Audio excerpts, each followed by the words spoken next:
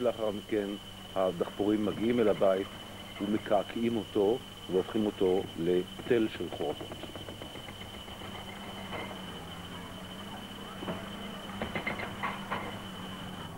אלה התמונות, תמונות טכניות יותר מכל דבר אחר בשלב זה של הדברים, פחות מחזות אמוציונליים כפי שראינו בגוש קטיף.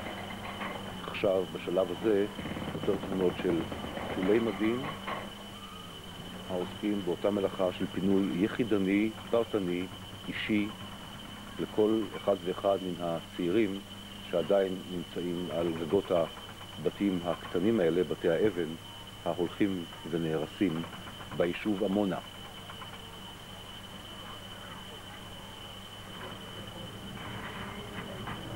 והערכה היא כאמור שהמבצע הזה תוך שעה, שעתיים יעמוד בפני סיומו. הרצון של המשטרה מלכתחילה היה לסיים את המבצע הזה בשעות אחרי הצהריים או הערב,